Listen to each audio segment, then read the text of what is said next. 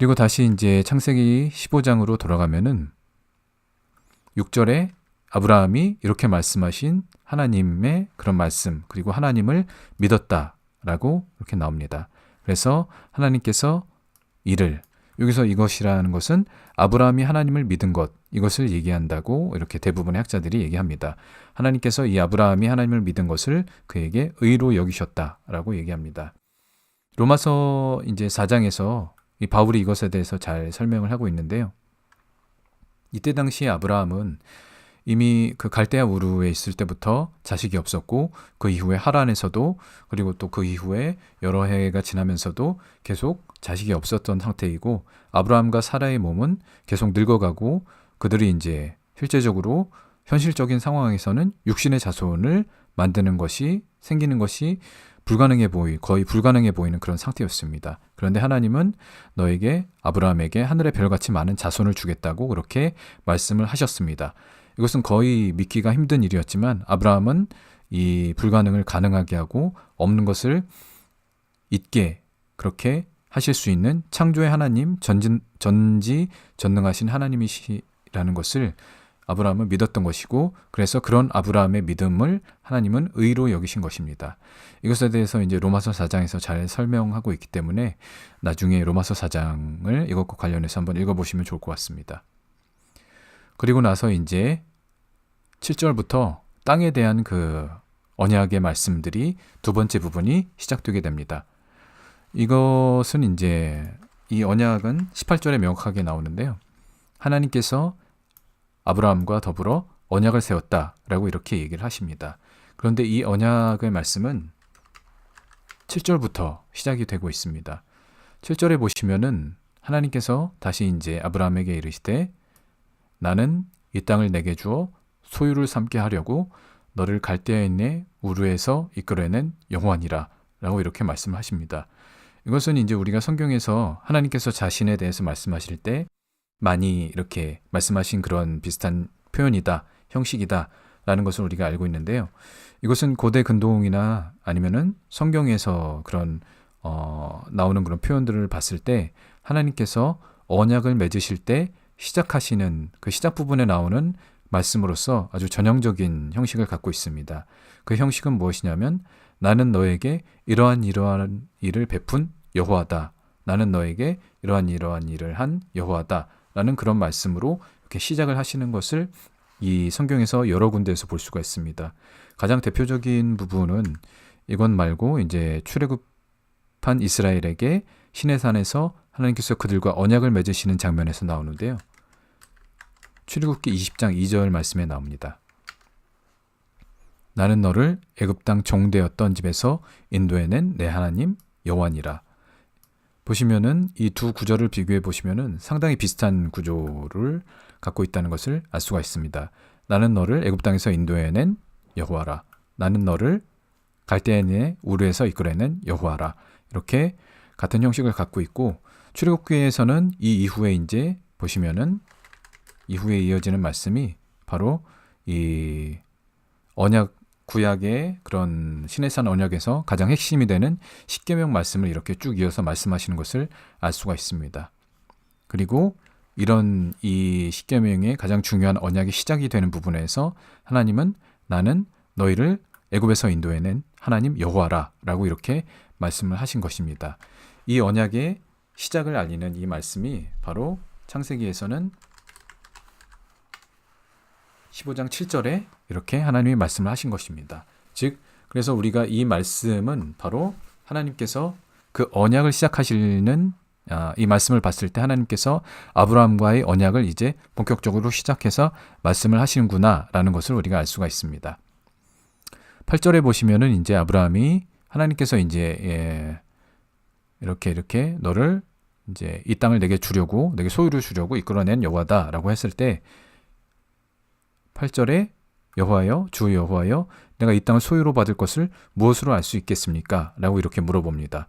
그러자 하나님께서 이제 9절에 보시면은 3년 된 암소, 3년 된 암염소, 3년 된 순양, 그리고 산비둘기와 집비둘기의 새끼를 가져오라 라고 이렇게 얘기를 하시고, 그 뒤에 보시면 이것을 쪼개서 서로 마주 대하여 놓게 하십니다. 여기에 나오는 동물들은 이제 히브리어 본문을 보시면은 모두 단수가 사용되었습니다.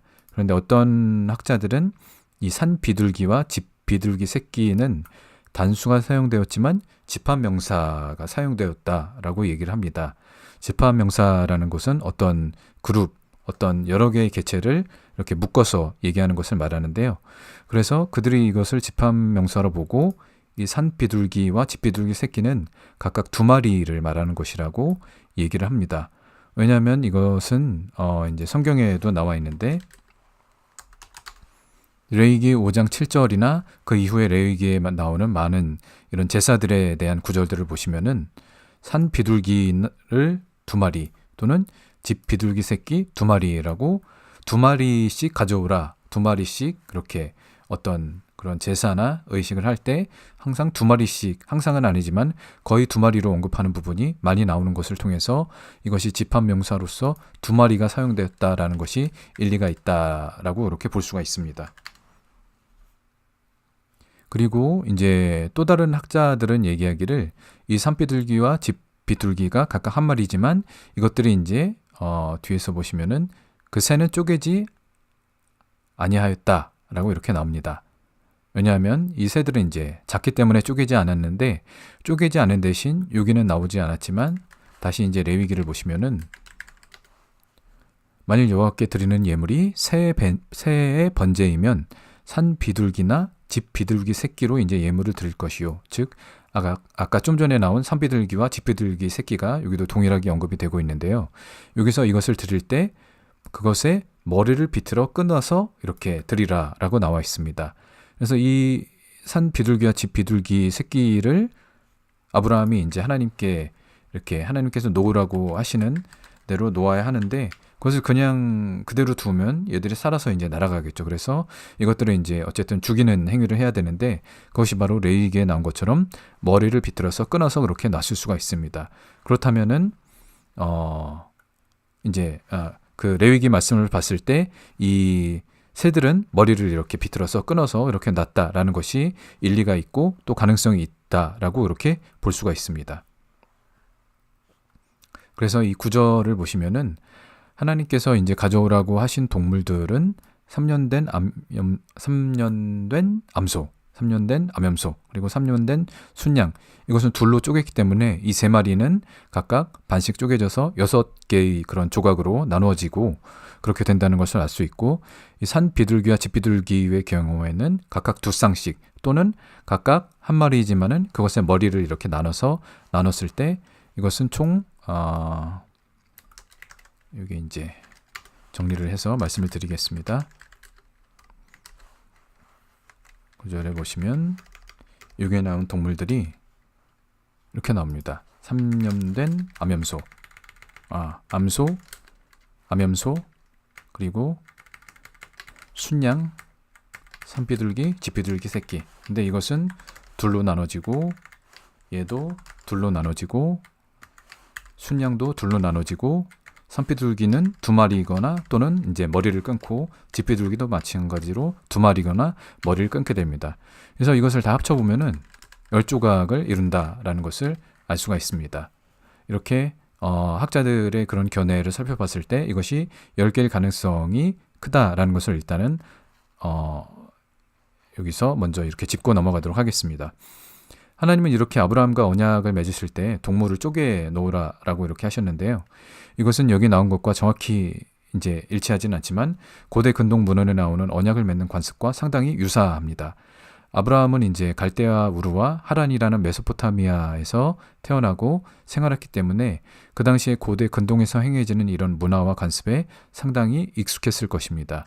그래서 하나님은 그 시대에 아브라함에게 익숙한 것들을 통해서 자신을 계시하신 것이고 예수님도 마찬가지로 그런 신약시대의 이스라엘 백성에게 그 말씀을 가르치고 비유를 말씀하실 때 그들이 잘 알고 있는 농경, 정치, 문화적인 요소들을 사용하셔서 말씀을 하셨습니다. 그래서 그 시대 사람들은 그런 공통된 배경 지식을 갖고 있기 때문에 예수님께서 그것을 가지고 말씀하셨을 때 그것을 이렇게 알아들을 수 있었던 것입니다. 그래서 우리가 이런 성경의 배경 지식을 알면 말씀을 더 정확하고 깊이 있게 이해하는 데 큰 도움을 얻을 수가 있습니다. 그래서 제가 앞으로 그전에도 했지만 계속 나눌 때 이런 배경적인 지식들을 함께 이렇게 나누도록 하겠습니다. 다시 본문으로 돌아가면 18절을 보시면은 18절에 이제 언약을 세우다라는 그런 말씀을 하셨는데요. 언약을 세워라고 이렇게 나오죠. 원문을 보시면은 이 언약을 세워라는 것은 히브리어로 카라트 브리트라는 이 단어가 사용되었습니다. 그래서 창세기 15장 18절 언약을 세우다, 이것은 히브리어로 카라트 브리트인데 히브리어 이렇게 생겼습니다. 그래서 이것은 이제 히브리어는 오른쪽에서 왼쪽으로 읽기 때문에 이게 먼저, 이것이 카라트이고 뒤에 나오는 단어 이것이 브리트입니다. 그래서 한글로 쓸 때는 그냥 순서대로 쓰도록 하겠습니다. 카라트 브리트입니다. 그래서 이 브리트라는 것은, 먼저 브리트를 살펴보면은 브리트는 언약이라는 뜻이 있습니다. 그래서 이 언약을 세우다 해서 브리트가 언약이고, 카라트라는 단어는 무슨 뜻이 있냐면 쪼개다, 영어로 cut off라는 단어가 사용되었습니다. 그래서 이것이 바로 좀 전에 말씀드린 그 고대 근동의 그런 언약을 맺는 그런 특징들, 그 동물을 쪼개는 것과 관련이 있는 표현이 바로 히브리어 표현에도 이렇게 카라트 브리트라는 표현으로 그대로 남아있는 것을 알 수가 있는데요. 이것은 왜냐하면 고대 근동에서 이런 언약을 맺을 때 소, 양 아니면은 염소, 사슴의 목을 긋거나 몸을 쪼개는 행위가 있습니다. 이것이 바로 카라트라는 것과 연결이 되죠. 그래서 이런 동물의 어떤 동물의 목을 그어서 죽이거나 아니면 그 몸을 쪼개는 행위가 바로 이런 행위가 언약의 완결, 언약이 이루어졌음을 나타내는 그런 행위로 이렇게 사용됐다고 합니다. 관습적으로 이런 행위를 이렇게 했던 것이고요. 그래서 히브리어에도 이런 의미를 담아서 카라트 브리트라는 이런 표현이, 언약을 세우다라는 표현이 이런 카라트 브리트로 이렇게 언약을 쪼개다 라고 이렇게 표현이 남아있는 것이고요. 어떤 학자들은 이것에 대해서 현대의 어떤 건물을 새로 이렇게 세우거나 아니면 도로를 개통할 때 리본을 자르는 리본 커팅, 또는 결혼식 같은 곳에서 케이크를 자르는 케이크 커팅이 이런 고대 동물을 쪼개는, 이런 카라트, 쪼개는 행위의 그런 전통이 남아있는 것이라고 보는 학자들도 있습니다. 그래서 다시 이제 본문을 살펴보시면은 17절에 보시면은 이제 이 언약을 세울 때 거기에 화로, 연기나는 화로와 그리고 타는 횃불이 이런 이 쪼개놓은 고기 사이로 지나갔다라고 이렇게 나옵니다. 이것은 바로 이 연기나는 화로와 타는 횃불은 이제 하나님을 상징하는 그런 것으로서 하나님께서 이 쪼개놓은 고기의 조각들 사이를 지나갔다라는 것으로 그렇게 해석을 합니다. 그리고 그것으로 인해서 이 아브라함과 하나님의 언약이 맺어진 것입니다. 하나님께서 이 언약을 맺으실 때 이제 13절을 보시면은 이 언약을 말씀하시는데, 이 언약은 이제 땅에 대한 언약이죠. 그 땅은 아브라함에게 주신다, 그리고 아브라함의 자손에게 주시겠다, 그 소유로 주겠다라는 그런 언약인데, 그래서 이 아브라함의 자손에 대해서 이제 예언적인 말씀을 하십니다. 13절에 보시면은 너는 반드시 알아라. 내 자손이, 여기서 이제 너는 반드시 알라라는 표현이 나오죠. 이것은 바로 그 아브라함이 물어본 것에 대한 대답의 성격으로 이렇게 말씀을 하신 것입니다. 8절에 보시면은 주 여호와여, 즉 7절부터 보겠습니다. 나는 이 땅을 내게 소유로 주어 삼게 하려고 너를 이끌어냈다. 즉 나는 너를 이 땅에 너에게 이 땅을 줄 것이다. 그런 목적으로 이끌어냈다. 그때 아브라함이 이제 이렇게 묻죠. 내가 이 땅을 소유로 받을 것을 무엇으로 알겠습니까? 어떻게 알겠습니까? 그래서 어떤 표징, 어떤 그런 것을 구하는 것으로 생각을 할 수가 있습니다. 아브라함이 하나님이 땅을 주실 것을 어떻게 알 수 있습니까? 라고 얘기했을 때 하나님께서 그것에 대한 대답으로 너는 반드시 알라. 어떻게 알겠습니까? 너는 이것으로 알아라 라고 이렇게 대답으로 말씀하신 것입니다. 그래서 이후에 나오는 내용이 바로 아브라함이 땅을 얻을 것을 알 수 있는 그런 것이라고 이렇게 그런 것으로서 말씀을 하신 것인데 그 내용은 바로 이렇습니다. 내 자손이 이방에서 계기되어 그들을 섬기겠고 그들은 400년 동안 내 자손을 괴롭히리니 이것은 바로 이스라엘 백성이 여기서 말하는 이방은 그 애굽 땅, 이집트 땅을 얘기합니다. 그래서 이스라엘 자손이 내 자손, 아브라함의 자손인 이스라엘이 이집트에 들어가서 400년 동안 그들을 섬기며 괴로움을 당할 것이다 라고 이렇게 말씀을 하시는 것입니다. 여기 괴롭히다라는 단어, 히브리어 단어가 그 출애굽기에 이스라엘이 이집트에 의해서 괴로움을 당할 때 그 사용된 같은 히브리어가 사용되고 있는 것을 알 수가 있습니다. 관심 있는 분들은 이제 원어를 좀 찾아보시면 그것을 발견을 할 수가 있습니다. 그래서 하나님은 이렇게 아브라함에게 아브라함의 자손, 먼 후대의 자손들이 그 이스라엘 백성들이 이집트에서 그렇게 있을 것을 그렇게 말씀을 예언적으로 말씀을 하시면서 다시 한번 이제 아브라함의 여정과 그 출애굽 이스라엘의 그런 여정이 뭔가 이제 병행되고 서로 연결되어 있다는 것을 알 수가 있습니다. 그런데 그것만이 아니라 여기 그 창세기 15장에 나오는 여러 가지 그런 단어들과 이런 상징적인 요소들을 살펴보면 이것이 출애굽 사건에 대한 예언적인 그림들을 그냥 단순히 400년 동안 섬기고 괴롭힘 받고 다시 이제 그들이 이제 징벌을 받고 큰 재물을 갖고 나온다. 이것만이 아니라 뒤에 나오는 여러 가지 요소들이 예언적으로 그런 것을 보여주고 있다라는 것을 볼 수가 있습니다. 그것을 이제 설명을 드릴 텐데 먼저 12절을 보시면은 하나님께서 이 이제 동물들을 쪼개 놓으라고 하시고 해질 때 아브라함에게 깊은 잠과 큰 흑암과 두려움이 그에게 임한다라고 나옵니다. 이런 징조들, 이런 때와 관련된 것들은 이스라엘의 출애굽하는 여정의 여러 가지 요소들과 이렇게 연결되는 것을 알 수가 있습니다. 출애굽 때 이집트 전역에 깊은 흑암이 임하고 크고 두려운 재앙들로 인해서 이집트 사람들뿐만 아니라 이스라엘 백성도 그런 두려움 가운데 그런 큰 두려움이 그들에게 임하는 것과 이렇게 연결되는 요소들이 있습니다. 그리고 이런 이제 깊은 잠이나 큰 흑암, 두려움이 그런 출애굽의 그런 분위기와 연결되는 것을 알 수가 있고요. 그리고 또 이제 마지막 이 10번째 재앙에 대해서 이제 출애굽기 12장에서 이렇게 묘사를 하는데요. 거기에 보시면은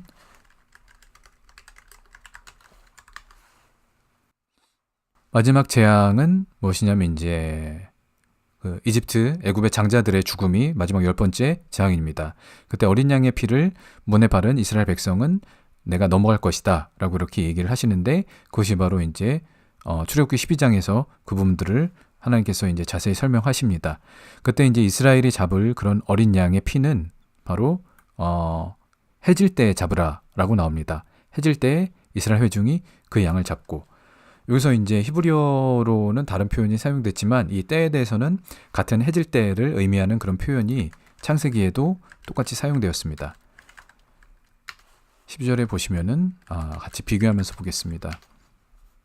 출애굽기 12장 6절에 이제 어린 양을 잡을 때가 바로 해질 때인데 창세기 15장 12절에도 아브라함에게 깊은 잠이 임하고 흑암과 두려움이 임할 때가 바로 해질 때라고 이렇게 동일한 시간대를 얘기하는 것을 알 수가 있습니다.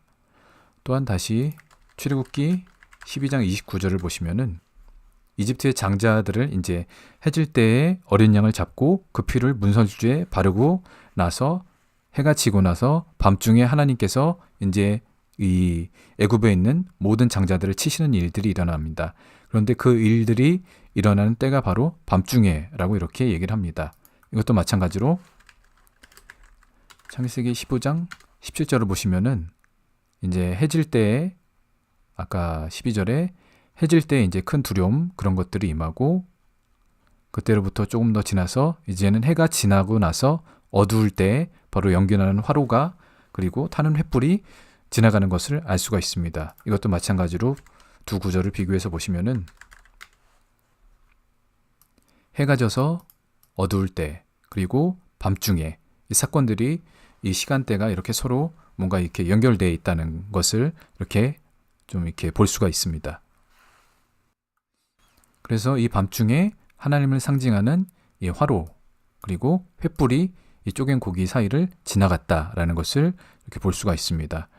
여기서 이제 앞에는 연기나는 화로라고 돼 있고 뒤에는 이제 그냥 횃불이라고 돼 있는데 이것을 원어로 보시면은 여기는 이제 횃불이라고 나오죠. 근데 원어에는 라피드 애쉬라고 나옵니다. 이 라피드가 바로 횃불이고 애쉬는 불을 얘기합니다.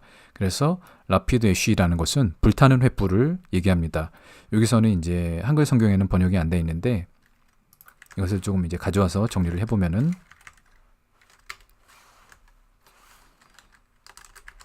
히브리서 11절에 연기나는 화로와 불타는 횃불, 히브리어 원문에는 이렇게 연기나는 회로 불타는 횃불 이렇게 두 가지 요소가 이렇게 나왔는데요. 이것은 이제 출애굽 여정에서 보면은 하나님께서 이스라엘을 출애굽 여정에서 이끌고 나서 그들을 인도하실 때 바로 그들을 앞에서 뒤에서 인도한 것이 구름 기둥과 불 기둥이라는 것을 이제 잘 알고 계실 겁니다. 그래서 여기 보면은 이 연기나는 화로, 이 연기가 바로 구름을 상징하는 것으로 볼 수 있고 불타는 횃불은 바로 불기둥의 불, 이것과 서로 이렇게 각각 대응되는 것을 알 수가 있습니다. 그래서 이 연기나는 화로와 불타는 횃불이 그 쪼갠 고기 사이를 지나간 것이 바로 출애굽 때 구름 기둥과 불 기둥으로 대표되는 하나님의 사자 또는 하나님 또 이제 그런 하나님께서 이스라엘 백성을 이끌고 그렇게 나간 것과 연결되는 것을 알 수가 있습니다. 또 하나 이제 아까 제가 말씀드린 것은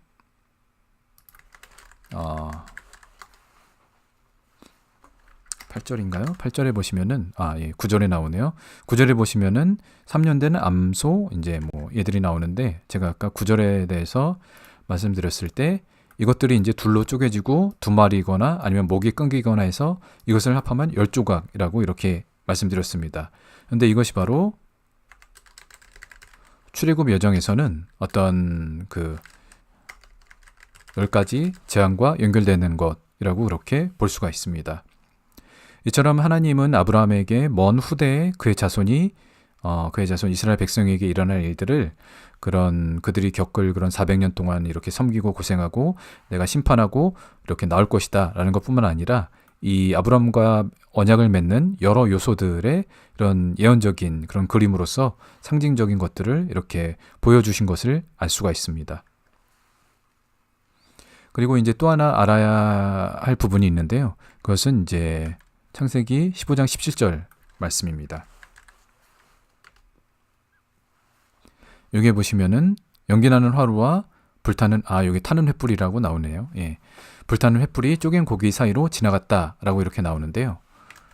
이것도 가져와서 말씀을 드리면은 이것은 이제 출애굽의 구름 기둥 불 기둥과 같다라고 이제 말씀을 드렸는데 이것이 쪼갠 고기 사이로 지나감이라는 이 행위가 있습니다.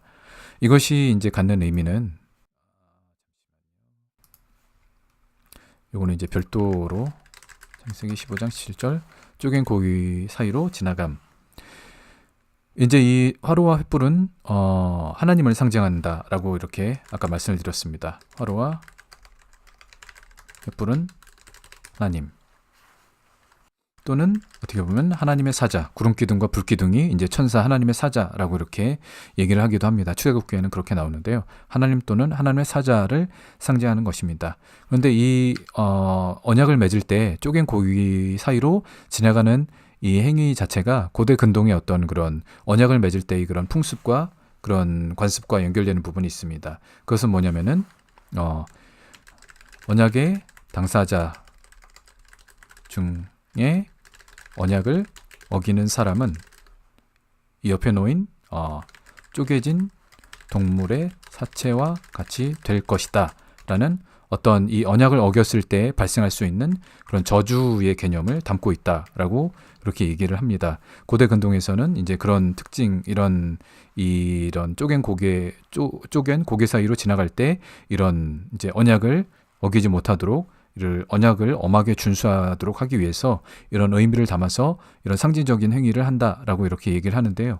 이것은 실제로 이제 성경의 다른 부분에서도 이런 풍습이 이렇게 행해지고 있다는 것을 알 수가 있습니다. 그것은 예레미야 시대에도 동일하게 이제 행해졌다는 것을 알 수 있습니다. 예레미야 34장 18절을 보시면은 송아지를 둘로 쪼개고 그 두 조각 사이로 지나매 내 앞에 언약을 맺었으나 그 말을 실행하지 아니하여 내 계약을 어긴 그들. 즉, 이 예레미야 시대에 뒤에 보시면 이제 이 사람들은 누구를 얘기하는 거냐면 유다 고관들과 예루살렘 고관들과 내시들, 제사장들, 일단 이 땅의 모든 백성들, 이 남유다의 백성들, 지휘관들, 그 제사장들, 백성들이 하나님과 이제 언약을 맺었습니다. 그 언약을 맺을 때 송아지 둘로 쪼개고 그 두 주걱 사이로 지나서 언약을 맺었다. 즉 창세기 15장에 나오는 것과 같은 그림을 볼 수가 있습니다. 그렇게 언약을 맺었는데 그들이 그 말을 실행하지 아니하여 그 계약, 그 언약을 어겼습니다. 그래서 이 언약을 어겼기 때문에 이들이 이제 언약을 맺으면서 쪼갠 고기로 사이로 지나갔는데 그것을 어겼기 때문에 이 뒤에 보시면은 하나님께서 그들의 생명을 찾는 자의 손에 넘겨서 그들을 시체가 되게 하겠다. 즉 쪼갠 고기처럼 그렇게 죽은 시체가 되게 하여 하늘과 땅의 그런 짐승들의 먹이가 되게 할 것이다. 라고 이렇게 말씀을 하시는 것을 볼 수가 있습니다. 그래서 여기서 볼 수 있는 것이 바로 아까 우리가 살펴봤던 창세기 15장 17절에 쪼갠 고기 사이로 지나가는 이 행위가 바로 그 사이로 지나가는 언약의 당사자가 언약을 어길 때 쪼개진 동물의 사체처럼 그렇게 죽음을 당할 것이다. 쪼개같이 죽게 될 것이다. 라는 그런 의미가 예레미야서에도 이렇게 동일하게 나타나고 있다는 것을 우리가 성경에 뒷받침되는 증거들을 볼 수가 있습니다. 그런데 여기서 다시 이제 창세기 15장 17절을 보시면은 이제 예레미야에서는 이 쪼갠 고기, 송아지 두 조각 사이로 지나간 사람들이 유다 고관들, 예루살렘 고관들, 이렇게 유다 백성이 그들이 지나갔기 때문에 그들이 이 언약의 관습대로 그 쪼갠 고기와 같이 그 언약을 어겨서 쪼갠 고기처럼 죽게 될 것이다 라고 얘기를 하셨는데, 그렇다면 창세기 15장에 하나님과 아브라함의 언약에서 지나간 주체는 누구인가를 봤을 때 여기서 보시면은 연기나는 화로와 타는 횃불이 쪼갠 고기 사이로 지나갔다라고 이렇게 나옵니다. 이제 어떤 학자들은 그냥 화로는 이제 큰 거이고 움직이지 않기 때문에 횃불만 지나갔다라고 이렇게 얘기를 하기도 하는데요. 어쨌든 여기서 볼 수 있는 것은 이 쪼개진 고기 사이로 지나간 언약의 당사자 중에 아브라함이 들어가 있지 않다라는 것을 볼 수가 있습니다. 그것은 왜냐하면은 앞에서 보시면은 아브라함이 7절, 8절에 보시면은 아브라함이 잠들어 있었기 때문입니다. 하나님께서 아브라함에게 그런 이제 어디 나오죠? 잠시만요. 해질 때 아브라함에게 깊은 잠이 임하고, 즉 이 언약이 임할 때 아브라함은 깊은 잠 가운데 빠져 있었기 때문에 지나갈 수 없었고, 그래서 이 언약의 쪼갠 고기 사이로 지나간 것은 오직 연기나는 화로와 타는 횃불, 즉 하나님만이 이 쪼갠 고기 사이로 지나가셨다라고 그렇게 이 본문을 살펴봤을 때 볼 수가 있습니다. 이것이 신약의 개념으로 적용이 될 때는 이것은 바로 이 언약의 당사자는 바로 예수님과 그분의 백성인 우리로 이렇게 적용을 해 볼 수가 있습니다. 그런데 이 구약에서 보신 것처럼 이 언약의 당사자로서 지나간 사람은 오직 하나님 또는 하나님의 사자, 즉 하나님의 사자, 하나님의 천사, 하나님의 그런 독생자이신 예수님을 나타낸다라는 것을 그렇게 연결시켜서 알 수가 있습니다. 그래서 예수님께서는 바로 이 언약의 당사자로서 이 언약의 당사자는 우리에게는 예수님과 우리가 되는데, 근데 이 언약을 어겼을 때 이것은 이제 죽음으로만 갚을 수가 있는 것인데, 그 죽음을 예수님께서 이 언약을 홀로 지나가심으로 예수님께서 우리의 죽음을 대신하여 죽으셔서 십자가에서 그 대신 죽으신 것입니다. 그래서 그 죽음이 없으면은 바로 우리가 죄로 인하여 죽어야 하고, 그래서 그런 언약 하나님의 말씀을 어긴 결과로 우리가 죽어야 되는데, 우리의 죄의 죽음을 예수님이 대신 짊어지시고 십자가에서 죽으신 것입니다. 그리고 나서 예수님께서 부활하심으로 우리가 죽지 않고도 예수님을 믿음으로, 바로 앞에 나온 것처럼 아브라함이 하나님을 믿음으로 하나님이 그것을 의로 여기신 것처럼 우리가 이제 예수님을 믿음으로 그 믿음이 우리에게 우리에게 의가 되어서 다시 이 언약 가운데 동참할 수가 있게 되고, 그리고 또한 우리가 이 언약의 상속자로서 아브라함의 언약을 그렇게 물려받을 수 있는 그런 상속자, 아브라함의 자손, 예수님의 자손이 될 수 있는 것입니다. 그것이 바로 오늘 창세기 15장에서 하나님께서 아브라함에게 주신 그런 자손의 약속, 그리고 땅에 대한 언약과 관련하여서 이렇게 상징적인 그런, 그리고 또 고대 근동과 관련된 그런 것들을 통해서 나타내신 그런 예수님의 십자가, 그 천국 복음에 대한 그런 그림자, 그런 예언적인 모습이었습니다. 그래서 우리가 이런 구약의 모습을 통해서도 예수님의 그런 십자가의 대속적인 죽음을 이렇게 살펴볼 수 있었고, 그것을 통해서 이제 바로 또한 우리가 신약에 있는 말씀만이 아니라 구약에 나오는 아브라함의 자손으로서 하나님께서 이미 아브라함부터 약속하신 그 언약을 바로 우리가 아브라함의 믿음의 자손이 되어 그 언약을 이어나가는 그런 언약 백성, 언약의 자손이 되어야 한다는 것을 또한 배울 수 있었습니다. 이렇게 우리가 구약을 통해서 예수님과 또한 신약의 말씀들이 연결되고 더 온전한 그런 하나님의 뜻과 말씀들을 알 수 있는 것을 이렇게 점점 이렇게 깨달아 가고 있는 것을 알 수가 있습니다. 그래서 앞으로 계속해서 이제 아브라함의 말씀을 통해서 그런 부분들을 더욱더 깊이 있게 알아갈 수 있으면 좋겠습니다. 오늘 강의는 여기까지입니다. 감사합니다.